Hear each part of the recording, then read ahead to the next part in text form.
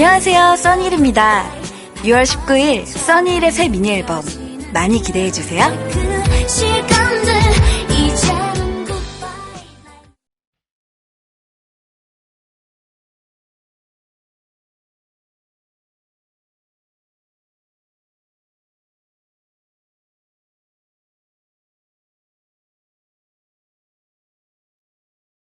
최동석, 유정식의 경영톡.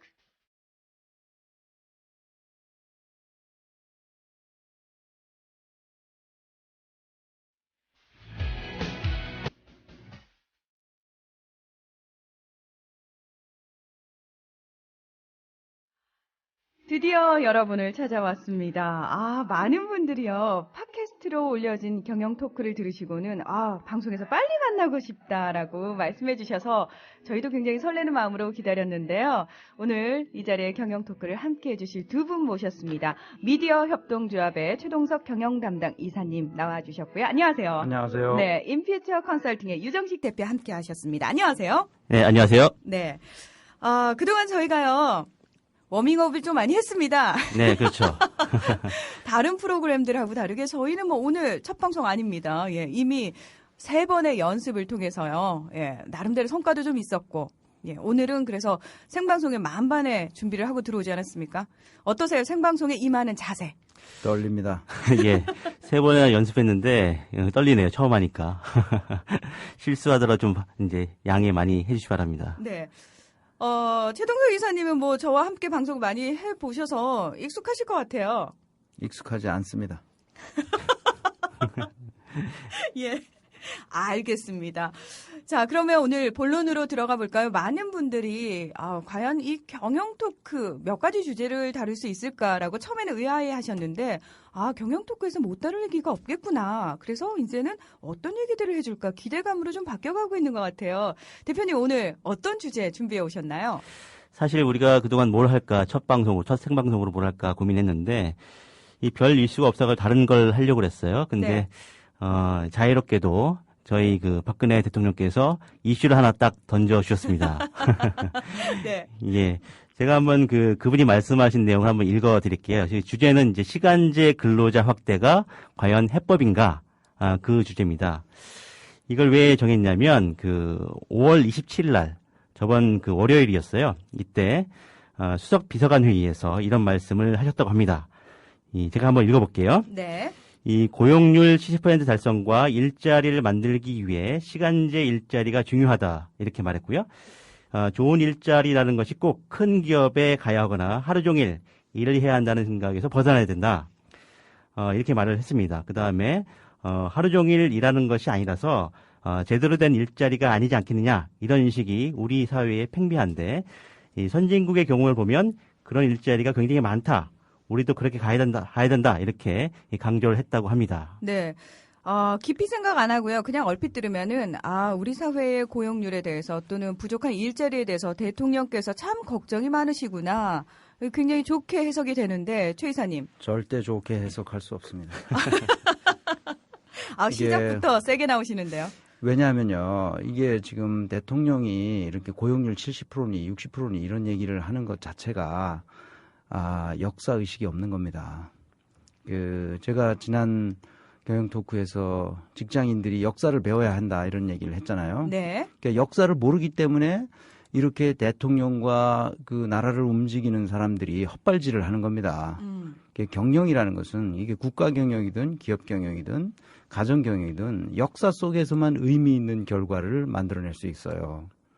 자, 봅시다. 자살률, 출산율, 성범죄율, 학교폭력 이런 것들은 신분과 미래에 대한 불안 때문에 생기는 사회적 병리 현상입니다.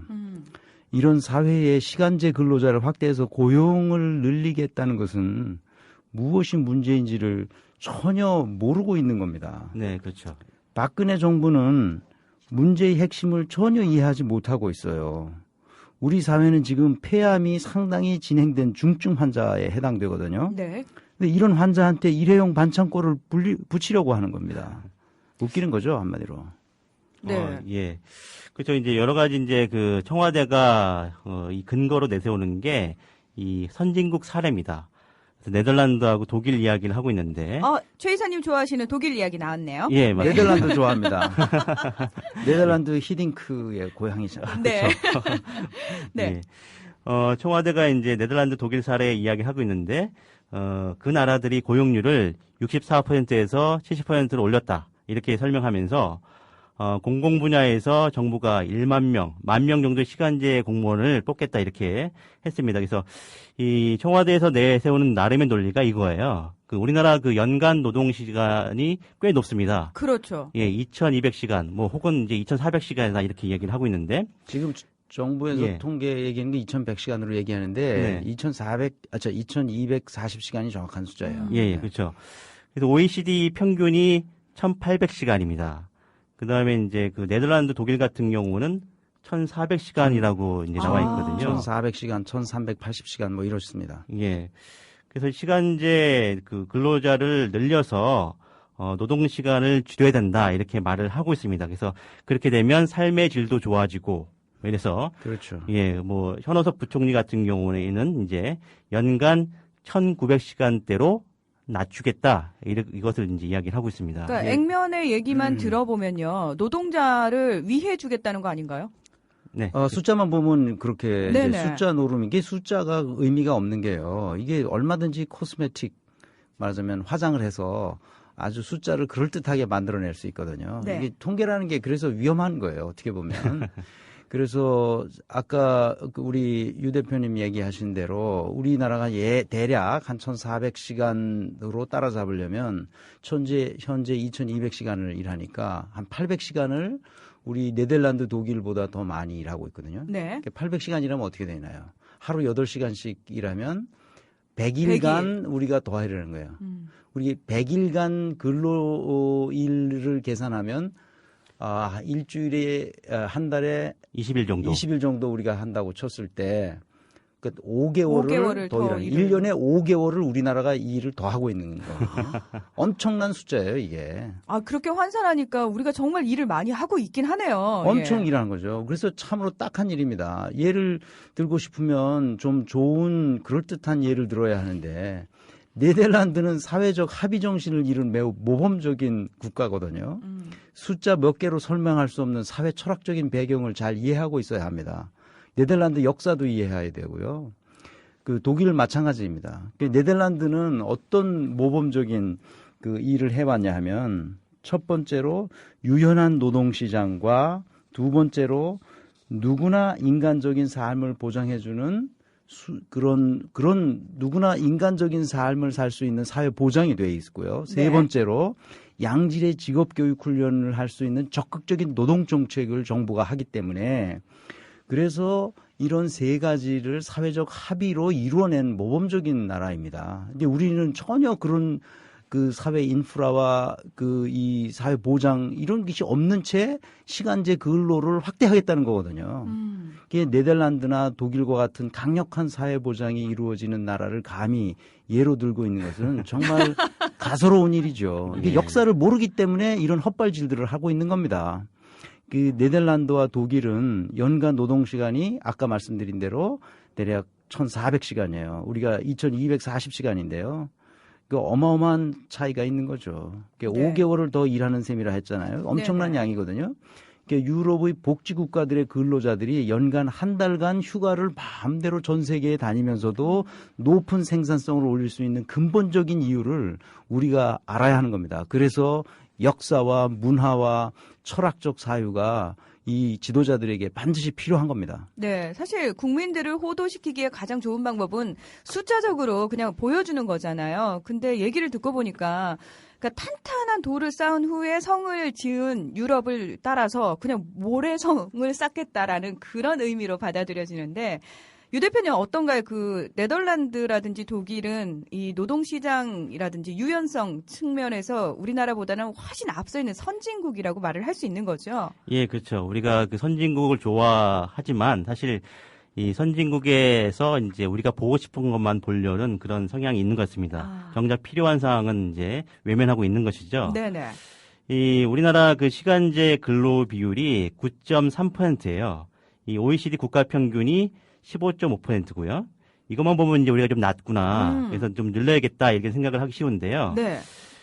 하지만 이제 그 여성의 경제 활동 참가율이 높은 미국 경우는 좀 다릅니다. 걔네들은 이제 한 12.2% 정도가 되거든요.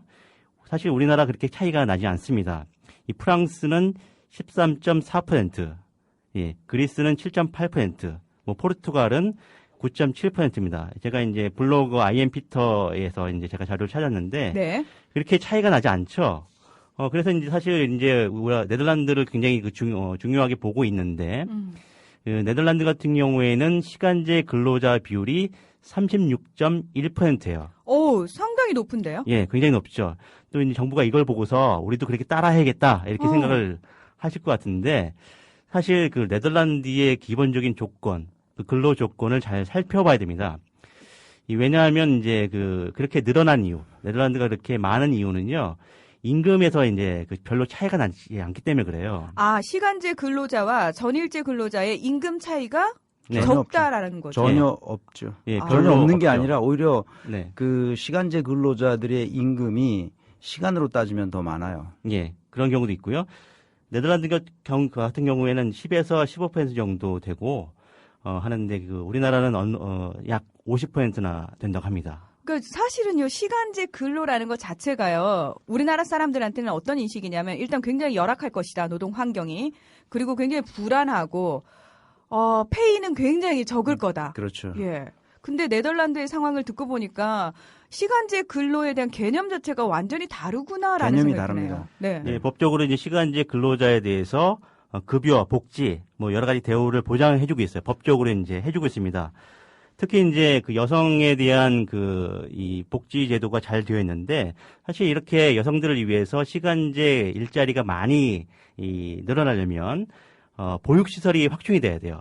그렇죠? 아, 근데 그러네요. 예, 네덜란드 같은 경우에는 이제 이런 조치를 취하면서 무려 이 보육시설을 갖다가 15만 곳이나 만들었다고 합니다. 이런 것 없이 이제 우리가 시간제 일자리를 만들겠다. 이건 굉장히 지금 이상한 정책이라고 볼 수 있죠. 네. 사실, 이상한 정도가 아니에요. 이거. 지금 굉장히 화가 나셨는데, 많은 국민들이요, 시간제 일자리를 늘리겠다라는 말을 들었을 때요, 어떤 느낌이었냐면은, 또다시 정치권에서 또 이걸 놓고 찬반 싸움이 벌어지겠구나라는, 그러니까 실질적으로 우리 삶에 어떤 큰 영향을 끼친다거나 또는 우리 삶의 질을 향상시켜 줄 거라는 생각보다는 우선 정치권 내에서 찬반 양론이 활발하겠구나. 그리고 또 정치적인 싸움으로 끝나겠구나. 그런 생각 많이 하실 것 같거든요. 예, 맞습니다. 이제 뭐 고용률 한 70%를 달성하겠다는 게 이제 이번 박근혜 정부의 목표인 것 같은데 아까 이제 코스메틱 말씀드렸죠. 이런 숫자 노름을 통해서 이제 고용률 높이겠다 이런 정책인 것 같고 사실 이렇게 되면 이제 비정규직이 오히려 양산되는 게 아닌가, 그걸 오히려 장려하는 꼴이 아닌가 이렇게 우려가 좀 됩니다. 네. 이 민주노총에서 논평을 내놨는데, 이 사실은 우리가 여러 가지 뭐 갑과 을의 문제라든지 뭐 여러 가지 문제가 있지 않습니까? 그다음에 이제 노동 3권이 제대로 인정되지 않는데 이 선진국형으로 좋은 일자리를 만들겠다, 시간제 일자리를 만들겠다라는 것은 갖다가 굉장히 좀 모순적인 게 아닌가 이렇게 이야기를 하고 있습니다. 네. 예. 뭐 이렇게 우리가 정규직을 늘릴 수 없으니까 시간제 일자리를 늘려라. 이런 말은 사실 그 말하고 똑같아요.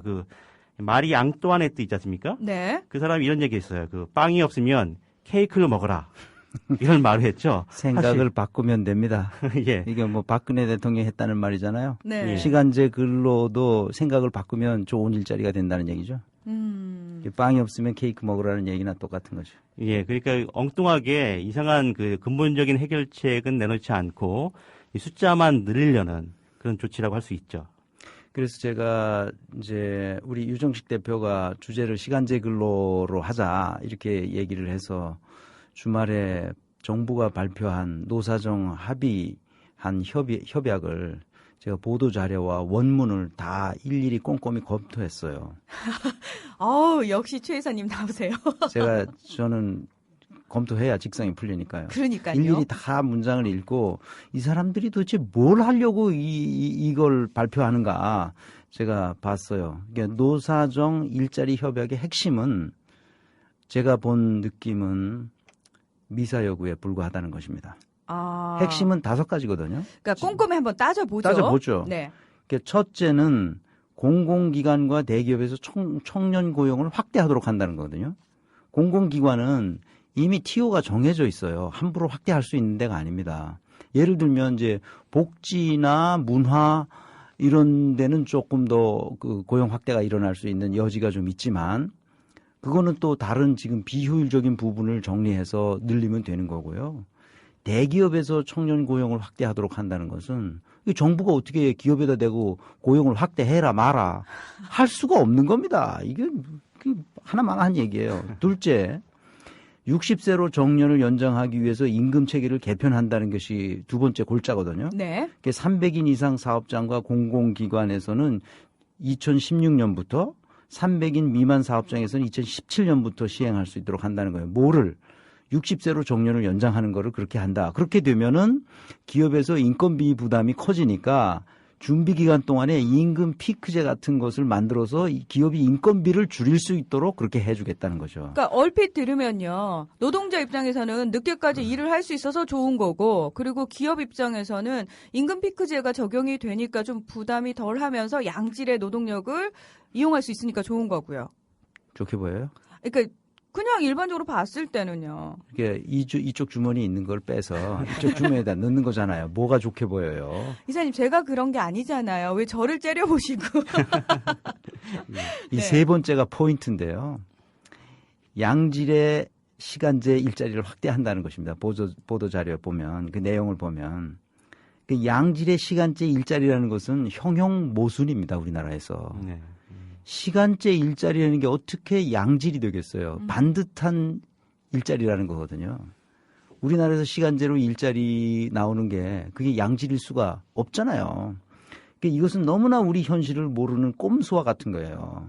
그 시간제 일자리에 대해서 조금 더 깊이 논의를 해봅시다. 우리의 이제 오늘 주제니까요. 네 번째는 뭐냐? 근로 시간을 단축하겠다는 거죠. 아까 보니까 2200시간에서 뭐 1900시간으로 뭐 그 총리가 부총리가 뭐 얘기하고 했다는데 이것 또한 엉뚱한 발상입니다.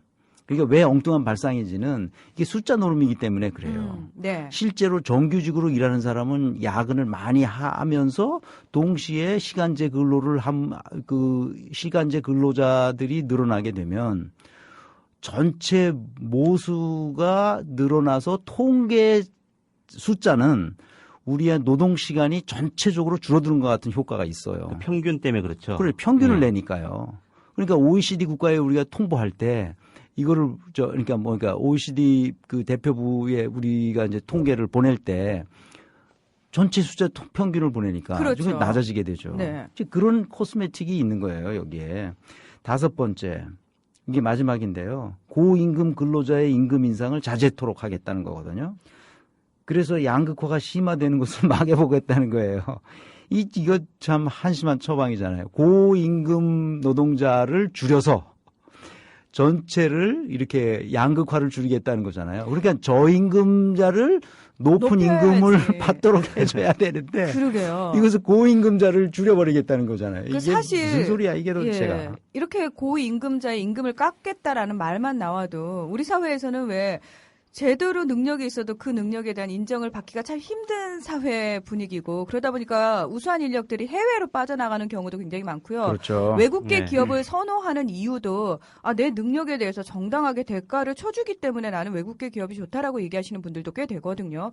그러니까 말씀하신 것처럼 저임금을 올릴 생각은 안 하고 너무 쉽게 고임금을 자꾸 깎겠다고 하니까요. 예. 그래서 이 임금과 같은 거는 이게 노동 시장에 있습니다. 그러니까 시장에서 결정하는 거지. 기업에서 자제토록 하고 누르는 거 이거는 박정희 시대의 개발연대나 가능한 발상이에요. 과연 기업들이 어떻게 이걸 받아들일지 사실 의문입니다. 뭘 예. 받아들여요? 콧등으로 그냥 하고 말겠죠. 예. 자, 그렇다면 오늘의 주제죠. 이 시간제 근로자의 현실에 대해서 우리가 좀 냉정하게 살펴볼 필요가 있을 것 같습니다. 대통령의 말이 왜 허수에 불과한지, 왜 꼼수에 불과한지 좀 파헤쳐 보죠. 그래 우리 이거 유정식 대표가 좀 조사를 했죠. 예, 우리가 이제 시간제 근로자를 늘려야 된다. 이 이야기는 사실 그 여성 근로자 확대 측면도 있거든요. 왜냐하면 대부분이 그냥 여성들, 그러니까 처음에는 정규직으로 일을 하다가 결혼을 해서 아이를 낳게 되면요, 이 육아 문제 때문에 시간제 근로가 훨씬 편해지거든요. 예, 그렇죠. 그래서 예전에 이제 정부가 사실 이제 2011년부터 이 반듯한 시간제 일자리, 뭐 이걸 갖다 이제 고용률 상승의 어떤 방법으로 이제 홍보를 많이 했습니다. 네. 하지만 이제 실제로 지금 2년 정도가 지났는데 시간제 일자리 종사자는 늘어났지만요. 네. 이 여성의 그 경제 참여 비율, 그건 이제 그대로입니다. 아, 예. 그러면 여성 근로자 확대에 전혀 도움이 안 됐다는 얘기네요. 예, 별로 이제 도움이 안 됐고요. 이 장치가, 이 제도가 기업들한테 제대로 먹히지 않는다는 어떤 증거라고 볼 수가 있는 것이죠. 우리가 이제 그 2010년인가요? 그 조선대학교 시간 강사였던 서모 씨가 있습니다. 이 사람이 이제 나는 노예가 아니다 이러면서 이제 유서를 쓰고 자살을 했죠. 사실 우리가 이제 그 시간 강사 정도 되면 어느 정도 이제 그 제대로 된 시간제 중에서는 시간제 일자리 중에서는 제대로 된 자리라고 생각하는데 그런 시간 강사조차 이렇게 이 불합리한 대우를 받고 있기 때문에 사실 이게 제대로 이제 이루어질지 의문이죠. 네, 상당히 열악한 네. 상황이죠, 시간 강사들이. 예. 그다음에 이제 2001년에 이제 우리가 시간제 노동자의 임금 비율이 이 정규직의 80% 정도 됐어요. 그러니까 2001년도에는 2001년도에. 예. 아, 꽤 높았네요. 그렇죠. 네. 근데 이게 이제 2011년, 10년 정도 지나니까 정규직 대비 51%로 낮아졌습니다. 아, 높아진 게 아니고요. 예, 오히려 낮아졌죠. 아. 그다음에 최저임금 미만을 받는 그 노동자들도 전체 시간제 노동자의 30%나 됩니다. 그러니까 최저임금은 반드시 주도록 법에서 정한 거잖아요. 예, 그럼에도 불구하고 이렇게 못 받는 거죠. 예, 그렇죠. 지금 이런 현실은 박근혜 정부에서 알고 있어요? 글쎄요, 뭐 잘 모를 이게 겁니다. 뭐 유 대표님한테 따진다고 유 대표님이 뭐 아는 것도 아니고요. 근데 최 이사님, 그러면요. 어쨌든 제대로 활용만 할 수 있다면 네덜란드처럼 굉장히 효과적인 제도 아닙니까? 그렇죠. 그러면은 이 시간제 근로가 뭔지. 가능하기 위한 네. 어떤 조건이라든지 이런 것들을 좀 알아볼 필요가 있을 것 같아요. 네. 그러니까 이제 박근혜 정부가 잘못 예를 들은 거죠. 어디다 네덜란드, 독일을 예로 듭니까? 우선 시간제 근로가 가능하려면 시간으로 일할 수 있는 직무가 무엇인지를 명확히 구분해야 합니다. 네, 그렇죠. 그런데 그런 구분이 없어요. 시간제 근로의 특징은 시간 단위로 성과를 확정할 수 있는 직무여야 하거든요. 네. 여기에는 두 가지 종류가 있습니다. 고도한 정신 능력을 필요로 하는 직무가 그 첫 번째예요.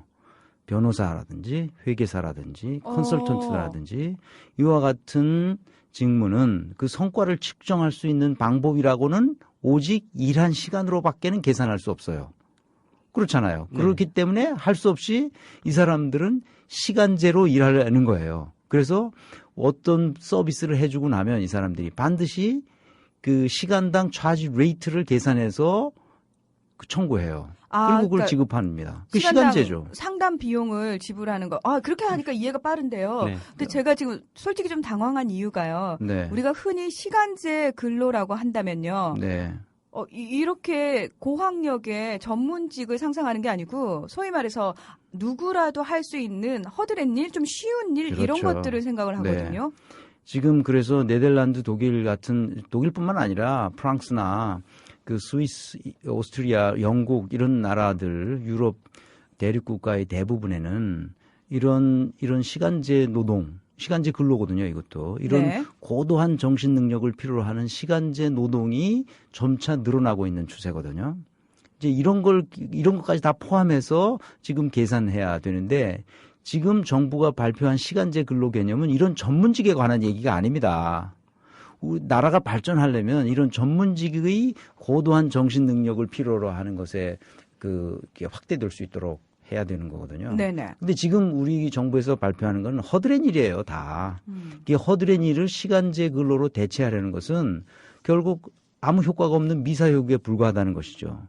아까 말씀드렸지만 지금도 최저임금을 못 받는 허드렛 일 시간제 근로가 수두룩히 있단 말이에요. 그거나 제대로 좀 관리해서 처리할 수 있도록 해야지. 이렇게 미사여구만 해가지고 어떻게 되냔 말이에요. 그래서 아르바이트 하는 게 다 시간제잖아요. 네네. 문제는 그 시간제 일자리조차 급여를 못 받고 있으니까 우리 사회의 큰 문제인데 이런 현실을 바로 잡으려는 노력을 해야 한단 말이에요. 우선. 그 시간제 근로를 통해서 일자리를 늘리겠다는 발상은 정말이지 말도 안 되는 어처구니 없는 발상이에요. 이런 비판을 면하기 위해서 아마도 그 시간제 근로에는 최저임금을 보장하고 4대 보험을 의무하도록 이제 하겠다. 뭐 그런 얘기를 하고 있는 건데요. 그렇죠. 우리 고용계약을 한번 봅시다. 고용계약과 관련해서 너무나 다양한 형태가 있기 때문에 일관적으로 뭐라고 획일적으로 분류하기가 곤란해요. 그렇지만 이제 일반적인 구분을 한번 해봅시다. 그럼 정규직과 비정규직이 있어요. 우선 그 정규직은 다 알고 그 비정규직에는 무기계약직과 계약직이 있어요. 네. 알죠? 무기계약직. 무기계약직. 기간이 없는. 기간이 정함이 없는 계약직이죠. 계속해서 소위 말해서 계약 연장이 그렇죠. 된다고 우리는 흔히 얘기를 네, 하죠. 그렇죠. 그래서 그리고 그 계약직에는 다른 표현으로 하면 기간제와 시간제가 있어요. 아. 기간제라는 것은 풀타임으로 일하는 건데 일정한 기간에만 이제 일할 수 있는 직무를 말하죠. 그러니까 요즘 학교 현장에서 기간제 교사가 그렇죠. 예, 많이 늘어나죠. 일정한 기간에만 일하죠. 네. 그런데 계절적 수요가 있는 경우에 또 일하는 경우 이런 것도 기간제에 해당됩니다. 그럼 기간제와 시간제가 있는데 시간제는 고용 형태 중에서 가장 질적 수준이 낮은 고용 형태입니다. 아. 말하자면 아주 고약한 형태의 고용 형태거든요. 이 시간제 고용을 줄여가야 되는 겁니다. 아, 절차로. 그러니까 차근차근 따져보니까 가장 밑바닥에 있는 게 시간제군요. 그렇죠. 당연히. 네. 그러니까 자꾸 제가 이 숫자 노름에 빠지면 안 된다는 거예요. 퀄리티를 봐야지. 그 비정규직을 그리고 그것도 가장 고용 형태가 고약한 시간제 근로를 확대하겠다는 것은 비정규직을 적극적으로 밀고 나가겠다는 거거든요. 이 정부가. 네네. 이건 완전히 잘못된 것이죠. 그래서 나는 이런 이 서류들을 검토하면서 생각을 바꾸면 시간제 근로도 일할 수 있다는 점에서 좋은 것이라고 말했어요. 이 사람들이. 아니, 생각을 바꾸면 윤창중 대변인도 아주 좋은 대변이라고 볼 수 있는 거죠. 어이구, 예. 굉장히 얼토당토하는 얘기까지 나왔는데요. 자, 여기서 살짝 최 이사님께서 흥분하셔서 시키고 좀 가겠습니다. 노래 한 곡 듣고 오죠. 그대 때문에 가슴이 이 심장이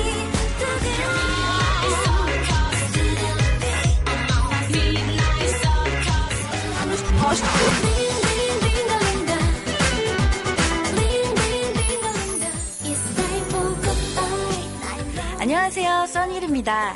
6월 19일 써니일의 새 미니 앨범 많이 기대해 주세요. 그 시간들 이제는 goodbye. 네, 여러분께서는 국민TV 라디오 최동석 유정식의 경영토크 함께하고 계십니다. 아, 이사님 좀 열 좀 식히셨죠? 나 열받지 않았습니다. 예, 아니요. 많은 분들이 최 이사님 열받을만 하죠. 쌍욕 안 하는 게 신기할 정도라고. 왜냐면 우리 국민들도 처음에는 몰랐는데 이거 곰곰이 얘기 듣다 보니까 점점 끌어오르는 거죠. 예. 선진국 우리 참 좋아합니다. 이런 무슨 정책 얘기하거나 예로 선진국 얘기를 너무 맞아요. 많이 해요. 근데요, 듣다 보면은 아유, 뱁새가 황새 쫓아가다가 가랭이 찢어진다고. 아니, 왜 기초가 다른데 저런 얘기를 할까? 아까 우리도 잠깐 그런 얘기 하지 않았습니까? 예, 그렇죠. 우리가 심리학에 보면 확증 편향이라는 게 있어요. 확증 편향. 예, 좀 어려운 말인데 네. 이 보고 싶은 것만 본다라는 뜻이죠. 예. 선진국의 여러 가지 어떤 그 상황 이 자체를 무시하고 원하는 데이터만 쏙쏙 이제 가져와서 정책을 만들려는 이제 그런 건데요. 이 선진국을 예로 들은 것이 부적절하다. 한번 더 말씀드려보면 이 선진국에서는 실업 상태에서 이 구직 급여를 받으려면요.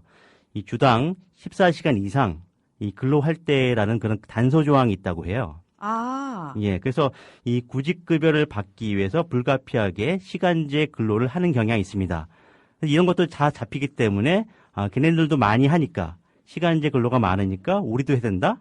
이거 사실 어폐가 있는 얘기죠. 처음 알았어요. 예, 예. 이런 제도가 있어서 시간제 근로를 한다라는 거.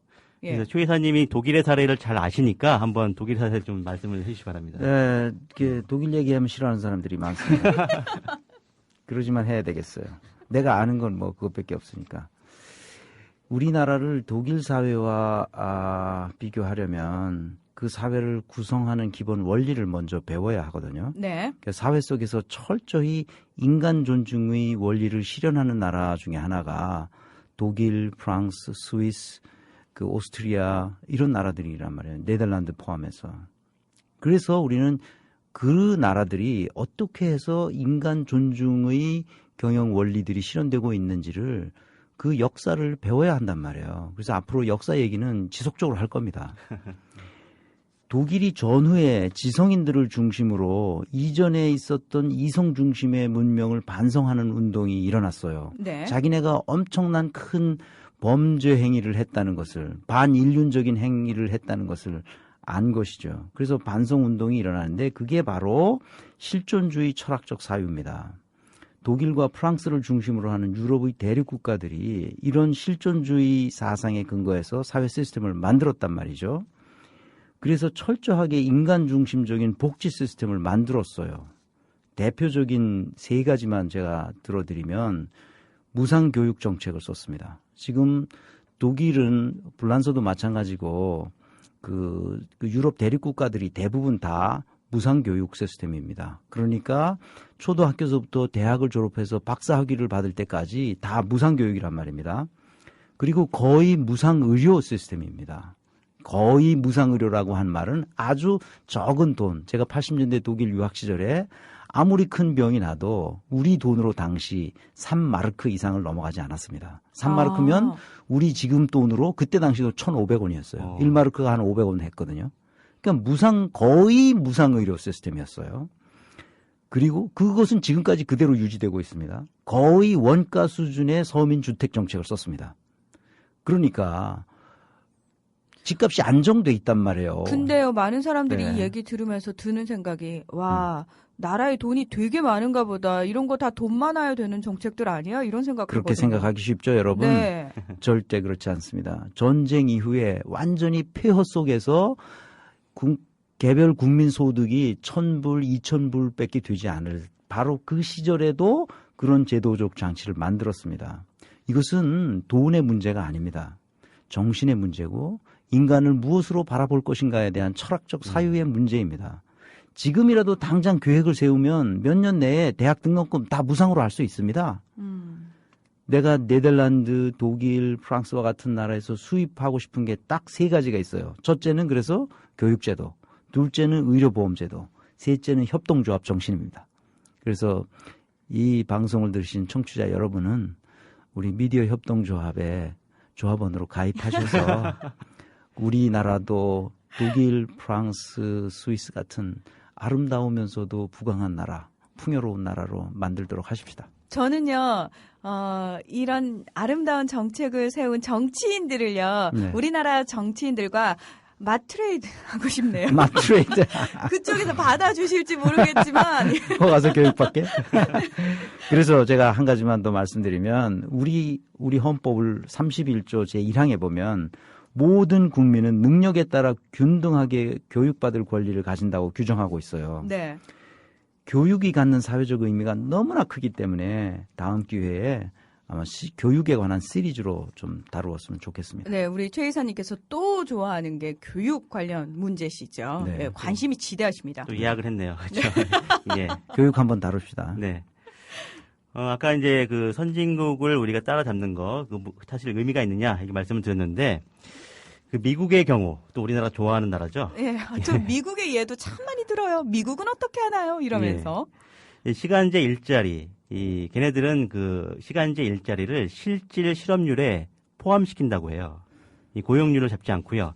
시간제 노동자가 사실상 반실업자다 이렇게 인정을 하고 넘어갑니다. 그래서 이제 동일 노동, 동일 임금이 이제 선행되지 않으면 사실 시간제 근로자를 늘리겠다 이 말은 상당히 무의미한 거죠. 이 현재 그 시간제 근로자, 이 정규직의 50%밖에 안 되는 그런 근로자의 처우를 개선하는 것이 먼저일 것 같습니다.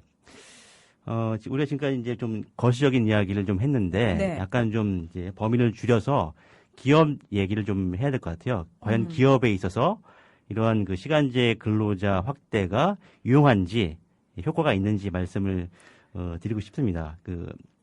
아까 이제 아까 연간 노동 시간 말씀을 드렸는데 네. 기존 직원들의 업무가 과도하기 때문에 회사에 오래 있지 않게 하고 시간제 근로자가 채우게 하자 이런 방식이지 않습니까? 근데 과연 한번 생각을 해보죠. 그렇게 되면 이제 기존의 근로자들의 노동 시간을 줄이고 그 시간을 갖다가 시간제 일자리를 갖는 사람이 채운다? 과연 기업은 어떤 생각을 가질까요? 그러면 오히려 임금이 더 많이 나가게 되는 꼴이 될 거예요. 그렇죠. 정규직은 그대로 남겨두고 시간제 근로자를 더 채우니까요. 그렇죠. 네네. 그다음에 이제 그렇다면 이제 그 시간이 정규직 근로자 같은 경우에는 일하는 시간이 줄어드니까 월급을 깎자? 과연 받아들일까요? 그게 불가능하죠. 예. 그러니까 결국 사실 따지고 보면 이런 시간제 근로자 일자리는 허드렛 일만 맡기는 그런 것에 불과할 수밖에 없다는 거예요. 그죠? 그렇죠. 예. 그래서 이제 업무들의 과도한 업무를 경감하려면 시간제 근로자가 아니라 오히려 정규직을 더 뽑던가 아니면 일이 너무 많다 그러면 이 기업에서 쓸데없는 일이 많거든요. 그런 프로세스를 갖다가 혁신하는 것이 면접입니다. 이 외에 우리가 이제 이런 시간제 근로자로 이제 숫자 노름에만 천착하는지 모르겠어요. 네. 예. 이게 사실 문제입니다. 저는요, 사실 시간제 일자리가 나왔을 때 처음 든 생각은 우리가 한창 경제 위기가 왔을 때요. 혹시 기억하시는지 모르겠어요. 그러니까 노동자들을 많이 정리해고해야 되는 상황에서 일자리를 좀 나누어 보자. 그러니까 기존의 그 동료들이 월급을 좀 깎고 그걸 이제 해고 대상자인 노동자들에게, 동료들에게 좀 나누어 주면서 그들과 함께 일을 하자. 굉장히 저는 좋은 취지라고 생각을 했는데 결국은 인간의 이기심 때문에 결코 이루어지지 않는 정책이고 제도다라는 그 씁쓸함만 맛보면서 끝이 났던 기억이 나더라고요. 그래서 그게 네. 인간의 이기심이 그걸 받아들이지 못합니다. 네. 내가 좀 더 일해서 더 많이 받는 게 좋지 일을 적게 해서 적게 받는다? 이 받아들이기 힘들죠. 그래서 이것은 내가 자꾸 철학 얘기를 하는데요. 박근혜 정부의 국정 철학의 부재와 결핍이 바로 이런 방식으로 숫자 노름으로 나타나고 있는 것이거든요. 네. 나는 그 사람들하고 정말 공개 토론을 하고 싶은 생각이 있어요. 도대체 무슨 꿍꿍이를 가지고 이런 근로제 근로제 시간이란다. 시간제 근로. 예. 시간제 근로를 확대해야 됐다는 생각을 하고 있는지 우리나라 현실을 지금 이해하고 있는지 정말 답답하기 짝이 없습니다. 네, 난지선님께서요. 소망이 있다면 박통이나 그 주변 사람이 제발 방송 좀 들었으면 하는 거예요. 너무 큰 소망인가요? 예. 아, 참. 예. 이 박근혜 정부가 이번에 이제 시간제 근로자 확충을 얘기하면서 이 굉장히 장점이 많다 이 제도가 그러니까 하자 이렇게 말을 하고 있는데요. 네. 이 유럽의 어떤 사례를 많이 이제 가지고 오는데 제가 조사를 해봤습니다. 2009년에 이제 유럽의 EU의 어떤 재단에서 실시한 서베이 자료가 있더라고요. 그래서 이제 여러 가지 이제 그 고용주 측면에서 좋은 점, 나쁜 점, 혹은 개인의 측면에서 좋은 점, 나쁜 점을 이렇게 이야기를 해놨습니다. 그래서 한번 제가 요약해서 말씀드리면 네. 이 고용주 측면에서는 이제 시간제 근로자가 운영하면 융통성 있게 인력을 운영할 수 있다. 뭐 이런 게 있고요. 단점은 뭐냐면 오히려 그 총 임금이 올라갈 수 있다라는 그런 이야기가 있더라고요. 언뜻 보면 잘 이해가 안 가는 그런 측면이 있던데 혹시 최 회사님 아십니까? 이게 시간제 근로를 하면 비용이 증가한다는 거잖아요. 예, 그렇죠. 그러니까 기업 입장에서 예, 오히려 이상하잖아요. 이게 적어져야 되는데. 네. 그러니까 유럽은 왜 시간제 근로를 많이 시키면 늘어갈수록 기업이 부담이 커지게 되느냐. 아까 얘기했는 대로 그러니까 그 고도한 정신 능력을 가지고 있는 컨설팅 이런 거 그다음에 또 그 회계사, 변호사, 그다음에 그 소프트웨어 엔지니어링 하시는 분들 이런 분들이 그 시간제로 일하기 때문에 그분들의 비용이 정규직으로 일하는 것보다 훨씬 높거든요. 약 2배쯤 됩니다. 평균적으로 보면 50% 이상 더 급여를 받거든요. 그러니까 기업에서는 가급적 시간제로 일하지 마시고 우리 기업에 정규직으로 들어오십시오. 이런 정책을 쓴단 말이에요. 와. 왜냐하면 시간제로 일하면 급여를 더 많이 줘야 되니까. 예, 우리나라 상황에서는 전혀 상상이 안 되는 그런 환경이네요. 영국만 가도 그래요. 독일, 프랑스 말할 것도 없고 다 그렇거든요. 이제 그런 나라의 예를 들어 가지고 지금 이 사람들이 시간제 근로를 확대하겠다고 얘기하는 거예요. 이게 뭔지 알고나 떠드는지 모르겠어요. 예, 좀 더 이어서 말씀드리면 이번에 개인적인 차원에서 말씀을 드리면요. 시간제 근로의 장점은 이렇게 이야기를 하고 있습니다. 이 일과 생활의 균형을 맞출 수 있다. 그 다음에 시간제 근로를 하면 삶의 만족도를 증진시킬 수 있다. 이렇게 이야기를 하고 있습니다. 정부에서는 이제 이런 쪽을 강조를 하고 있는 것 같아요. 아휴. 사실 이제 아까 말씀드렸듯이 이제 우리가 이런 인프라라든지 복지 이런 것이 갖춰지지 않은 상태에서 사실 우리가 기대할 수 없는 그런 부분이죠. 근데 여기서 이제 그 개인 차원에서 시간제 근로가 갖는 단점도 있습니다. 정부에서는 이 점을 갖다가 이야기를 안 하고 있어요. 네. 오히려 어떻게 보면 이제 경력을 인정을 못 받는 그런 측면이 있습니다. 아, 그러니까 예. 몇 년을 일을 했건 시간제 근로로 일을 하게 되면은 뭐 내가 예를 들어서 다른 곳에서 경력을 인정받는다는 거는 그만큼 보수에 있어서 충분한 대가를 지불받는다는 얘기잖아요. 그렇죠. 고용주하고 이제 협상을 할 때 그렇죠. 예, 본인의 어떤 그 협상력이 낮아지는 거죠. 아. 예, 우리가 이게 우리나라에서 예. 그렇다는 얘기인가요? 이제 유럽에서 유럽에서. 오케이. 그렇죠. 한번 생각을 해보시면 알 거예요. 정규직 하다가 난 이제 시간제 할래. 이렇게 가게 되면 이 고용주 측면에서 그 사람은 어떻게 볼까요? 능력이 없는 사람으로 보기가 쉽습니다. 능력이 많아서 시간제로 간 게 아니라 능력이 없기 때문에 시간제로 전환을 했다. 이렇게 생각하기 쉽거든요. 뭐 이런 측면도 있고요. 그 다음에 이제 그 업무의 질이 사실 그 정규직보다는 낮을 수밖에 없다라는 이야기도 이제 유럽에서 이야기하고 있습니다. 시간제 근로가. 그래서 그런 측면이 있죠. 예. 네. 이 만족도도 이제 떨어진다. 이렇게 이야기를 하고 있어요. 그 다음에 이제 정부 차원에서 이제 시간제 근로의 장점은 뭐냐면 이 고용률이 상승하고 여성 고용률이 늘어난다. 이런 이야기가 있는데 네네. 역시나 이것도 이제 인프라가 갖춰야 되는 거고 단점도 분명히 있습니다. 이 오히려 정규직, 그러니까 시간제 근로자가 많아지면 정규직 일자리가 줄어드는 그런 나쁜 효과가 발생하는데 이 정부 쪽에서 우리나라 정부 쪽에서는 그걸 이제 간과를 하고 있거나 무시하고 있는 것이죠. 그러니까 예를 들어서 반드시 이제 정규직으로 업무를 해야 되는 부분인데 시간제 일자리를 늘리겠다고 그 부분마저도 시간제 일자리로 돌려버리게 되면은 굉장히 기업 입장에서도 비효율성을 초래할 수도 있겠네요. 네, 그러면. 그렇죠. 그다음에 좀 말씀드리면 이제 시간제 근로를 하게 되면 사실 어떻습니까? 내가 시간에 따라서 돈을 받는다라고 생각하면 일의 동기가 이 시간에 맞춰지기가 쉬워요. 아, 그렇겠네. 그러니까 이 일을 빨리 해치워야지가 아니라 시간을 채우면 돈이 나오는 거잖아요. 그렇죠. 예, 어떻게 그러면 하면 최대한 시간을 많이 해야 되는 거네요. 예, 이 어떻게 하면 시간을 잘 때우느냐. 이것이 이제 본인의 어떤 동기가 되는 것이죠. 그래서 경영학적으로 시간제 근로는 생산성을 떨어뜨리는 게 명백합니다. 예. 그러니까 아주 특수한 차별적인 전문성을 가진 직업 외에는 그렇죠. 네. 네. 그래서 지금 기업 차원에서 이제 시간제 근로자를 늘린다. 사실 안 좋은 방법이에요. 이게 사실 기업체에서 수용하기 어려운 제도라고 볼 수가 있습니다.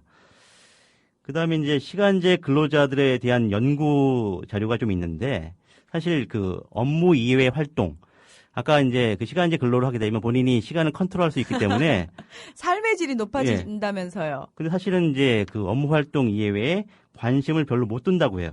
아, 예. 일하는 동안에도 일거리가 떨어지면 어떡하나. 맞아요. 이렇게 걱정을 하게 되고. 그렇죠? 일하지 않고 보내는 시간이 있으면 이게 차지되지 않는 시간이 있지 않습니까? 왜냐하면 네. 시간이 곧 돈으로 환산되니까요. 예. 머릿속에서 계속. 예, 그래서 오히려 이제 그 본인의 어떤 그 개인적인 생활을 좀 영위하지 못하는 그런 문제도 발생을 한다고 하더라고요. 저 유 대표님 말씀 듣다가 문득 대학교 때 아르바이트 했던 기억이 나는데요. 학교 도서관에서 아르바이트를 하는데 시간당 돈을 받잖아요. 그러다 보니까 이 무슨 폐해가 벌어졌냐면은 수업 시간을 제외한 나머지 모든 공강 시간을 다 일하는 데 투자하는 거예요. 네. 그리고 친구들이 놀러를 가자고 해도 야 꽃피는 봄인데 좀 놀러 가자. 안 돼. 그러면 내가 거기서 놀러 가지 않고 도서관에서 일을 하면 그게 얼만데. 그래서 제 대학 시절이 그냥 마냥 도서관에서 열심히 일만 했다는 슬픈 얘기가 있네요. 그게 사실이에요. 예, 근데 실제로 그렇습니다. 근데 그렇게 되더라고요. 머리가 계산이. 그렇죠. 예. 근데 뭐 이제 봉사나 자선 활동 이런 것도 별로 관심을 못 두고 그 시간에 돈 예. 벌어야죠. 그쵸. 예. 한 여가- 푼이 아쉬운데. 여가 활동 뭐 이제 학교 다니면 이제 그 애인을 만나는 이제 시간도 많이 줄어드는 그런 것도 있죠. 뭐 이제 제가 이 샘포드 드보우라는 사람이 있는데 이 사람이 한 연구 결과를 말씀 좀 드리면 이 참가자들한테 이제 그 연봉을 시간으로 나눠서 시간당 얼마 버는지 이걸 인식하도록 했다고 하더라고요. 그래서 네네. 이제 이렇게 계산하도록 하니까 전반적으로 행복감이 다운됐다라는 그런 결과가 나왔습니다. 그다음에 친구하고 대화하는 시간, 게임하는 시간 이런 여가 활동에 고작 10분 정도만 할애했다라는 연구 결과가 있어요. 예. 이건 봐도 사실 이제 시간제 근로가 개인의 어떤 삶의 어떤 그 질을 높인다? 이런 말은 사실은 이제 뻥이다. 이렇게 말할 수가 있는 것이죠. 맞습니다. 예. 근데 뭐 이제 그 어떤 그 이게 뭐 사실 그 예, 독일어죠. 혹시 본토 발음으로 예. 아인슈텔롱. 예. 아인슈텔롱. 예. 아인슈텔링 효과라는 게 있는데요. 이 시간제 근로가 그 효과가 뭐냐면 이 더 나은 대안이 있어요. 근데 그것을 갖다 있는데도 불구하고 늘 하던 대로 고집하는 그런 게 이제 그런 이제 아인슈텔링 효과거든요. 이게 태도라는 뜻이죠. 이게 예. 아인슈텔롱. 그래서 어떤 이제 사물을 바라보는 관점 이런 거죠. 이 더 창의적이고 혁신적인 이런 방식이 있음에도 불구하고 시간제 근로를 하게 되면 그런 생각을 미처 못하는 거죠. 뭐 이런 거로서 이제 전체적으로 보면 창의적인 활동도 안 되고 직업에 대한 만족도도 떨어지고 여가 시간도 즐기지 못해서 이제 본인이 충전할 수 있는 시간도 적어졌기 때문에 전반적으로 기업에서 보면 오히려 이제 생산성이 저하되는 그 문제를 낳을 수밖에 없는 거죠. 왜냐하면은 자기 직업에 대한 만족도도 떨어지고 오로지 시간 있고로 돈으로 계산되기 때문에 내가 회사에 좀 더 기여를 해야 된다거나 또는 창의적으로 좀 발상을 해야 되겠다라는 생각 자체가 들어설 틈이 없는 거죠. 그러면은 기업 입장에서는 뭐 처음에는 굉장히 보수를 적게 줘도 되니까 편하겠다라고 생각을 하는데 이렇게 되면은 누가 책임감을 가지고 누가 주인의식을 가지고 누가 열심히 일을 하겠습니까? 그렇죠? 그냥 시간당 일을 해서 돈을 받아가면 그만이라고 생각을 하니까 기업 측에서도 좀 장기적으로 생각을 한다면은 절대로 이득이 될 게 없는 거네요. 그래서 예. 아까 제가 말씀드린 대로 이 시간제 근로 형태는 가장 고약한 고용계약입니다. 이거는 둘 다 그 사용자든 이거 피고용인이든 간에 다 둘에게 별로 도움이 안 돼요. 네. 그래서 이런 방식으로 우리 그 노동시장을 왜곡하고 그러니까 나쁜 말하자면 이게 반듯하지 못한 그 퀄리티가 낮은 이런 고용 형태를 계속 확대하겠다는 정책은 빨리 제고해야 합니다. 네. 이게 참 나쁜 건지도 알고 이렇게 살고 싶지 않음에도 불구하고 요즘은 그렇잖아요. 남편이 혼자 벌어서 먹고 살 수 있는 사회가 아니라고 흔히들 얘기를 하잖아요. 그렇다면은 집에서 살림만 하던 여성들은 정말 열악하긴 하지만 시간제 일자리를 찾아서 나설 수밖에 없거든요. 그렇죠. 그래서 그게 문제라는 거예요. 우리 가정이 좀 이렇게 제대로 된 가정 생활이 일어나도록 하려면 제대로 된 그 직장 이런 것들이 생겨나서 일할 수 있도록 그렇게 해줘야 되는데 이게 시간제 근로자가 많이 생기게 된다는 말은 결국 남편 한 사람이 벌어가지고는 건강한 가정 운영이 불가능하다. 이러니까 아내들도 점차 가사를 제치고 일자리를 찾는 추세로 나타나잖아요. 네네. 그것이 대개 시간제 근로 상태로 나서는 것인데 정부는 이제 아주 공식적으로 아내들에게 시간제 근로 상태로 나서도록 장려하고 있는 셈이에요. 내가 그래서 자꾸 이렇게 정부가 숫자 노름에 빠진다고 말하잖아요. 이렇게 되면 기업 경영의 생산성에도 빨간불이 켜지는 셈이 되고 가정이라는 공동체가 충분히 정신적, 육체적 안식을 줄 수 있게 만들어야 하는데 그렇게 하지 못하기 때문에 기업의 생산성이 오르지 않게 되죠. 그러니까 시간제 근로에서 전일제, 그러니까 풀타임 일자리로 이렇게 전환되도록 그 정책에 있어서 아주 발상의 전환이 이 박근혜 정부에 있었으면 좋겠습니다. 네. 가뜩이나 사실 계속해서 시간제 일자리로 고용을 늘리려는 기업들을 설득해야 되는 정부가 나서서 정책적으로 장려를 한다는 거는 이 도대체 누구를 위한 정부인지 모르겠다는 지금 거꾸로 가고 있는 겁니다. 우리 지금. 예. 그러니까 이거는 뭐 기업을 위한 그것도 아니에요. 기업적인 정부라고도 할 수 없어요. 왜냐하면 장기적으로는 기업한테도 득이 될 게 없으니까요. 없죠. 예. 기업들은 아마 지금 눈치를 보고 있을 것 같아요. 어떻게 해야 되는지. 예, 켄트24님께서요. 고용의 형태가 이렇게 세분화된 나라가 많은가요? 제 생각엔 노동자를 세분화해서 뭉치지 못하게 하고 돈에 대한 인간의 이기심을 이용한 이간질이 신자유를 통해 먹혀든 게 아닐까. 그런 생각이 든다고. 어때요? 고용의 형태가 이렇게 세분화된 나라 많은가요?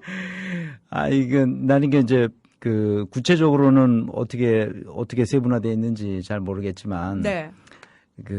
이런 식으로 점점 질 낮은 고용 형태로 국민들을 내모는 정부, 이거는 정말 용납하기 어렵습니다. 제가 인사 전문가로서 말씀드리는데, 이런 식의 고용 형태를 자꾸 확대해 나간다는 것은 국가 전체에 있어서 생산성을 떨어뜨리는 아주 잘못된 것이고요. 지금 정부가 해야 될 일은 가장 좋은 건 뭐냐? 사회보장, 보편적 복지 국가를 지향하려면 뭘 해야 되는지 이런 걸 통해서 노동시장이 정상화되도록 만들어야 합니다. 이 고용 형태가 다양하다? 사실 이건 이제 그것보다도 이 동일한 노동을 하면 동일한 임금을 줘야 되거든요. 그렇죠. 그게 형태가 다양한 건 상관없습니다. 똑같은 시간, 똑같은 질의 일을 하면 똑같은 돈을 주는 게 맞죠.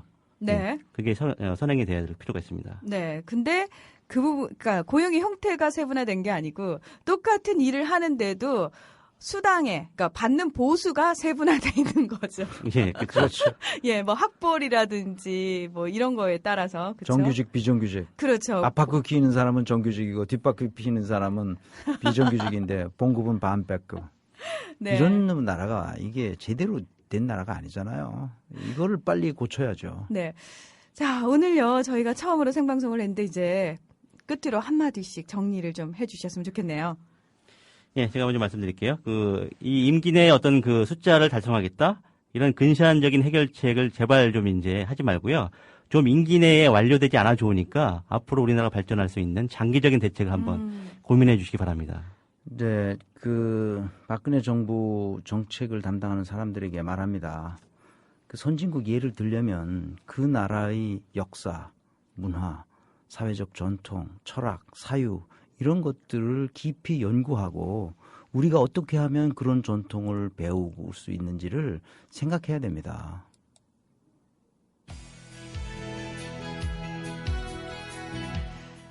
네, 오늘 처음으로 생방송으로 함께한 최동석, 유정식의 경영토크. 오늘은 여기까지입니다. 함께해 주신 여러분 고맙습니다. 최동석 이사님, 유정식 대표님 고맙습니다. 감사합니다. 고맙습니다.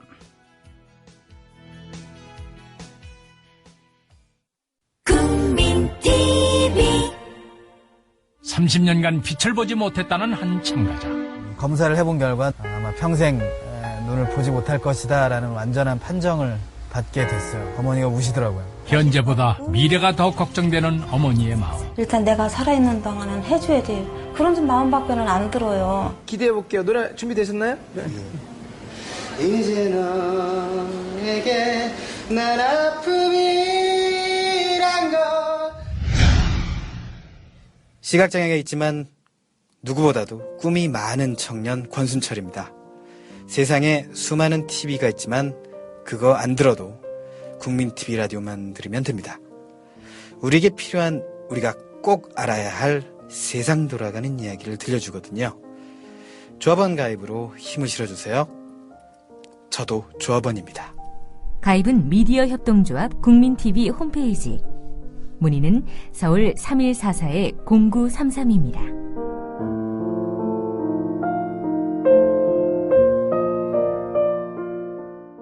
모두의